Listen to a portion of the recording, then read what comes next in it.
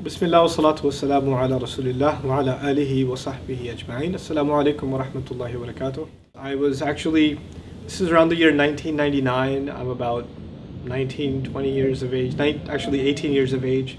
And I was first exposed to Arabic class, meaning a really great creative teacher who made the subject interesting and actually built confidence that you can learn this thing without sacrificing the rest of your life. Before this, I loved the idea of Arabic, and I was fascinated by the language as I heard scholars talk about it and analyze words from the Quran or a hadith or something like that. But I also thought that this is way too hard for me to learn, and I also thought that it's way too difficult for me to make the sacrifice to probably leave my home in the US and go somewhere else and learn this language. All of this is going to be impossible. But a teacher that I met, alhamdulillah, and I took a short course. This is my first actual course in Arabic after having left my home country of Pakistan. And I've lost most of my Arabic anyway, except for just reading the Quran. The thing that came out of that was a conviction. Like, this is, as hard as it may be, the first steps aren't hard, and you can do a little at a time, and you don't have to be overwhelmed by the oceans that you don't know, but you can just take comfort and be inspired by the little that you can learn at a time. So that was his accomplishment. I give him complete credit for instilling that bug inside of me. So I continued studying Arabic on my own as much as I could. I also realized that if I'm in this position that I really want to learn Arabic to understand the Quran, there must be a lot of people out there that want to learn it too. And they must feel the same intimidation that I personally felt. So kind of the beginnings of the idea simmering was that I myself thought of myself as a typical person that is in a typical situation that many other Muslims find themselves in. So how am I going to address this problem for myself? So my own studies, I went from one book to another book to another book, from one teacher to another to another. Arabic is not one thing, it's like 100 things you have to learn. And for each one of those things, I went to a different teacher. Right? To further your conversation, I went to somebody else. To further my ability to read a text, I went to somebody else. For grammar, I went to somebody else. For rhetoric, I went to somebody else. So, but I would imagine also most people are not going to do that. They're not going to go from, one place to another, to another, to another, and they may not even have the resources to do that. So I started teaching a little bit of Arabic and taking a crack at teaching. And I really enjoyed teaching it, and I noticed that students are really enjoying learning the method with which I had learned from my teacher, and I had made my own additions to it. And so I had a full-time job. I was going to college full-time, and I was also teaching kind of part-time, a little bit of Arabic on the side, just to kind of, for myself, for review purposes. But I enjoyed it so much. I enjoyed it more than college. I enjoyed it more than my job. This is something I really, really enjoyed. And when I graduated, I got into full-time technology work. I was in IT industry, and I was in the design development industry. So I used to work with a team of developers and programmers and things like that.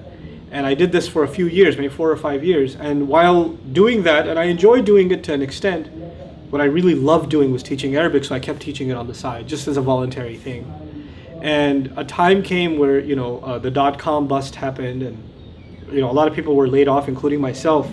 And it gave me time to think, should I look for another job in the same industry, or should I try to figure something else out? And so I thought maybe a good place to teach Arabic would be an Islamic school, because that would be a job where I could teach. So I got a job teaching at an Islamic school, except the Islamic school makes you do what they want you to do, not what you want to do. So I was actually teaching math and English at the Islamic school. I wasn't teaching Arabic. And even though I really enjoyed working with kids, and I think that's a huge part of my career, learning to teach by teaching children, because they test your patience, my passion was still teaching Arabic. And by Allah's decree, an opportunity opened up. I was teaching a small seminar at a masjid, Arabic studies, and a professor of Arabic came up to me and said, I really like how you teach. I'm leaving my job at the community college.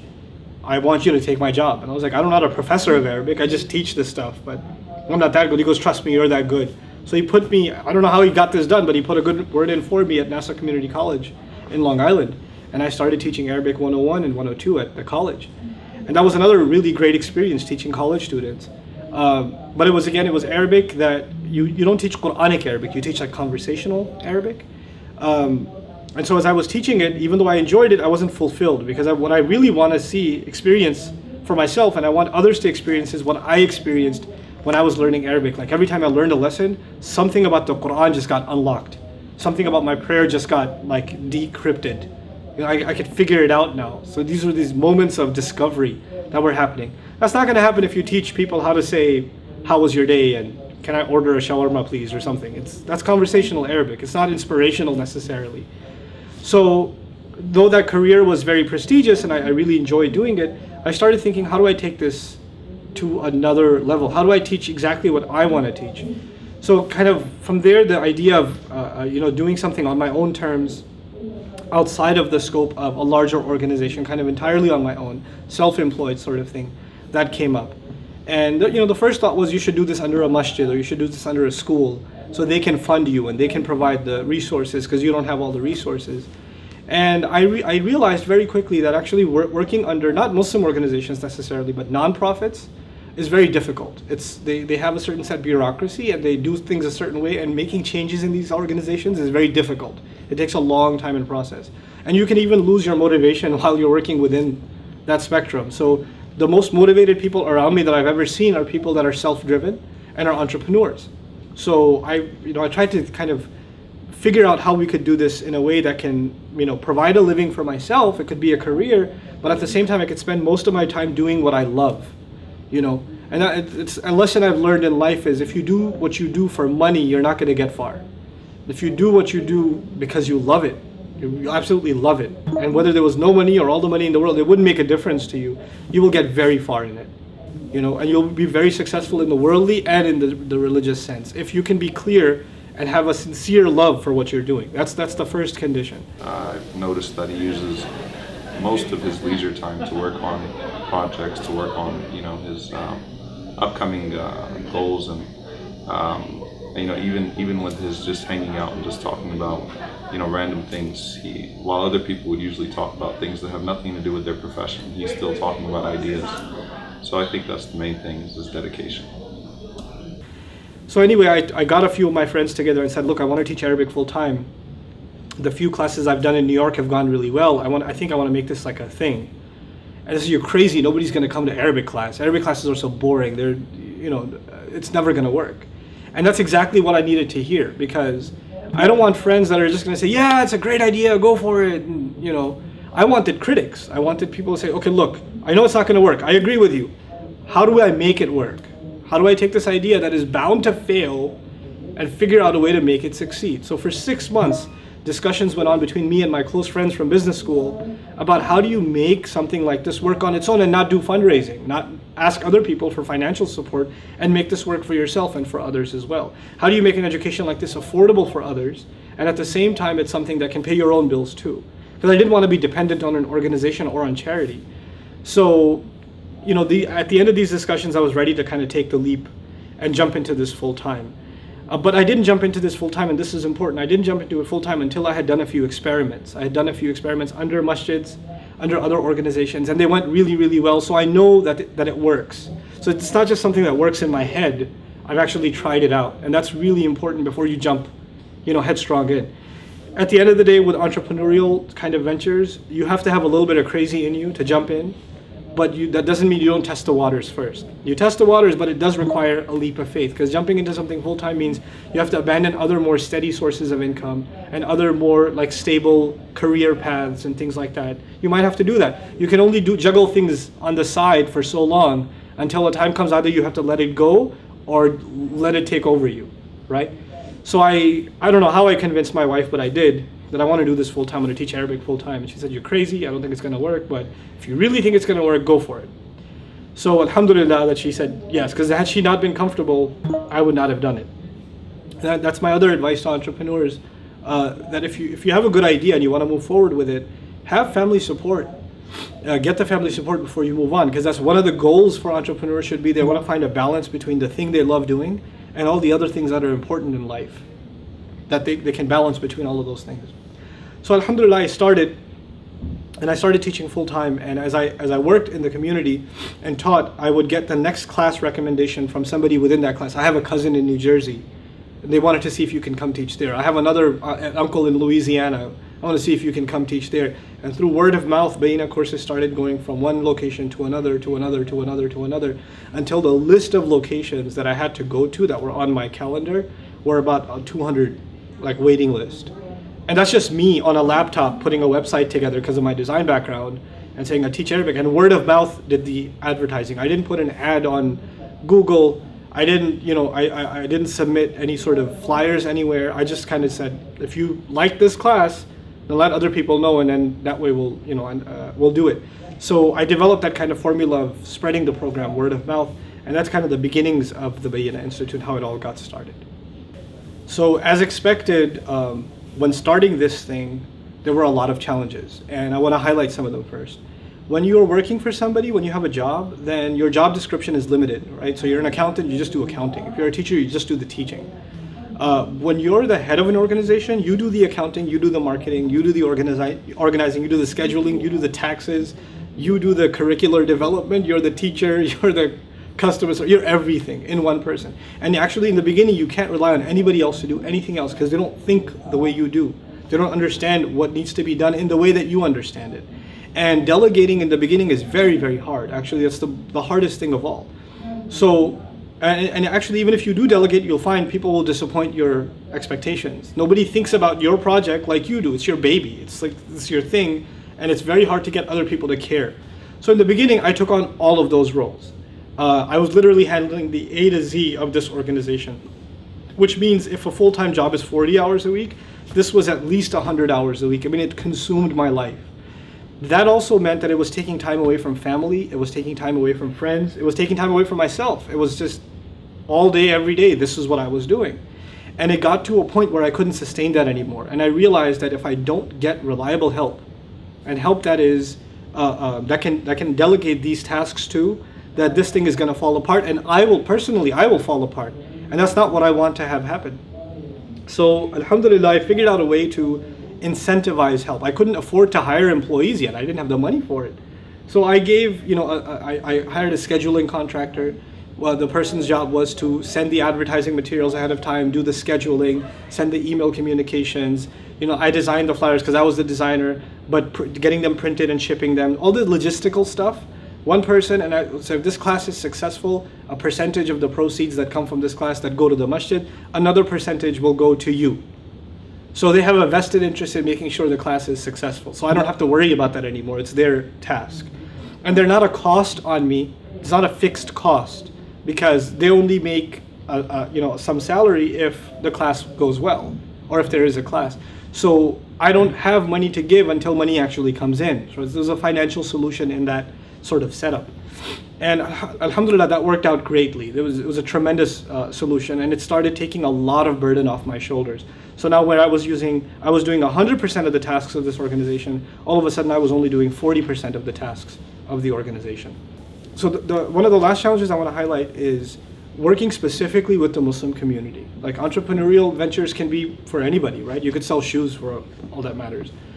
You could teach French or Spanish or whatever, But if you're going to do something entrepreneurial specifically for the Muslim community, you need to understand a couple of principles, right? That I understood early on, alhamdulillah, and they helped me tremendously. Number one, the most important thing to us is goodwill. It's the most important thing.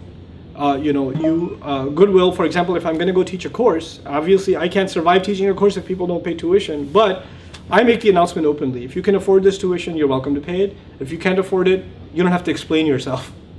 You don't have to sign a waiver or say, please exempt me or request. Just come and sit, have a seat. Don't worry about it. Relax. Nobody's going to ask you. And that gesture of goodwill, on the one hand, business people would say, you're crazy. What are you doing? You need to have tickets and stamps and approvals and badges and people checking your entrance at the door and all of that. And I said, no, we're not doing any of this. You walk in, if you can pay, fine. If you can't, that's fine too. It's all good. Just make dua for us. What that did for me and for this organization was something amazing. Most of our courses, and we've taught hundreds of them, there's 95% or higher tuition collections. Not because we ask people over and over again, but because of the goodwill. People say, I actually wasn't going to pay, but since you said, if you can't afford it, it's fine, don't worry about it. I was like, yeah, I can afford it. I'll just do it. In other words, people respect goodwill. That's what I've come to learn. You have to expect people to show integrity. You don't have to force them to show integrity, especially with Muslims, When you give respect, you get it back. And so that was one of the driving principles for this organization. The second principle with Muslims is that you have to, your passion for doing something will be obvious to them. Like you don't have to sell your services. You have to show why what you're doing if you're passionate about what you're doing, people will see it anyway. Like, I don't have to tell people to come learn Arabic with me. I don't have to tell people to come study Quran with me. I just teach Quran, and then students come to me and say, can I study Quran with you? Right? They come to Sheikh Abdul Nasser and say, can I study Salat more with you? Can I? Why? Because we're not actually, very minimally is it advertising. For the most part, it is. If you see value in what you're doing, and you know that there are other people that have value in what you're doing, just focus on what you're doing, not on selling it, not on impressing people. It's too fake, it's too shallow, and people see right through it. People are smart. From children to adults, they're smart. They'll see right through it. Don't try to sell your product. Just focus on excelling in what you're doing, And then people just gravitate towards you. This is actually a Quranic principle. وَتَبَتَّلِ إِلَيْهِ تَبْتِيلًا. If you focus on something, it'll cause other people to focus on it too. And people will gravitate towards it. And that's one of the other driving principles in the organization. If you're going to do something, be the best at it. If you're going to take on a project, nobody could do that project like you can. If you're going to teach something, nobody teaches better than you can. That has to be the case. You have to keep pushing yourself towards better and better and better, right?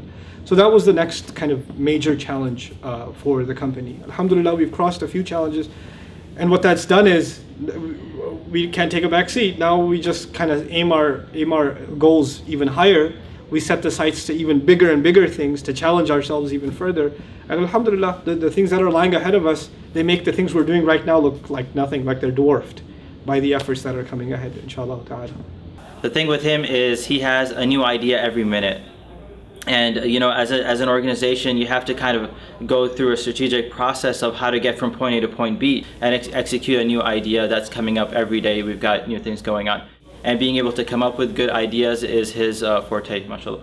But as time went on, even the travel, because there's like 200 locations and I don't want to go to all of them, and it's just too much travel. I'm away from home too much. So I had to figure out a way to cut down the travel and do less of it. Because I used to teach courses that were 10 days long at a time. So I decided to teach weekend-long courses, so I would be able to spend more time with my family. And actually, the weekend-long courses were far more successful than the 10-day courses. In other words, the less you expect from people, the more they're able to give you. If you expect more from people as far as sacrifice, they're able to give you less. So the weekend courses started becoming far more successful. And as that happened, I decided there needs to be more people that are doing this. So Sheikh Abdul Nasser came along, and even though I tried a bunch of people, he and I really jived together. And mashallah, he's a very charismatic person. And his course is also very unique.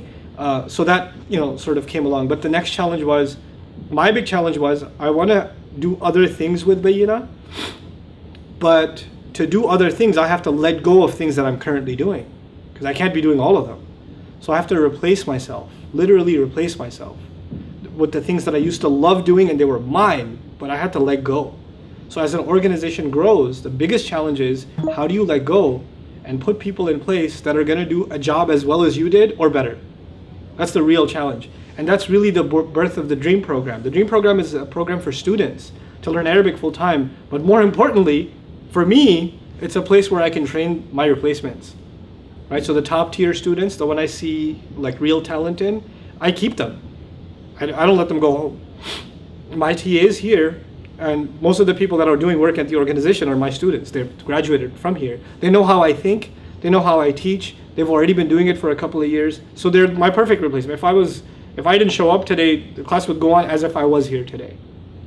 Right? And this is important so I can think about other things, next steps. What I really like about working here at Bayyinah is the environment. All the students here, they all have the same intention, the same goal to get closer to the Quran. My favorite thing about working at Bayyinah is that it's never the same. Every day is different. We've always got new projects going on, new ways of serving the community, especially with the community's feedback and keeping in mind what people are looking for in Arabic and Quranic studies. Just the interaction with everybody, seeing them every day, it creates that brotherhood, and it makes the relationship stronger, and it will last for a lifetime, inshallah. My advice to entrepreneurs is not there will be a time in the beginning where you have to give like a lot to get things off the ground, but you need to limit that time, because if you go from one exhaustive immersive effort to the next exhaustive immersive effort within your entrepreneurial work, you're going to lose your family. That's just the bottom line. You're going to lose your family, and you can't afford to do that. You can only make that kind of immersive effort for like a short amount of time, and you have to set on yourself, I can't do this anymore, and you have to work towards doing less. Like my goal right now is to do less. That's my job. There are like 30 projects happening in Bayyinah. I know about none of them. I just come and teach. They're all kind of running. There are people running them at this point. And they give me info once in a while about what's going on and fill me in, and I give them guidance on what needs to be done. But alhamdulillah, if you can't find trust in people, you're not going to be able to make your organization work. You know, because it's not about you anymore. It's about the work itself. You know, just last year, we were at our reunion, at student reunion, and TAs and volunteers and teachers all together. And there's like a good 150 people running around at this picnic, and I'm looking around like, wow, we're this massive family. You know, these are not just people I meet at a program. These people are Bayyinah. They're this, and they all have a role to play. And, you know, they're doing stuff. So it's actually pretty remarkable that has been able to take place. And I think if you don't create that, then you're not going to have an organization that's going to go far.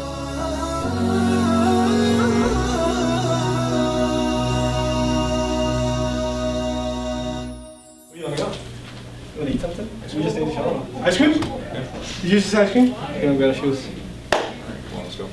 It's my weakness, man. It's a kryptonite for me. I will stop a khutbah for ice cream. Yeah, you got that on camera as well.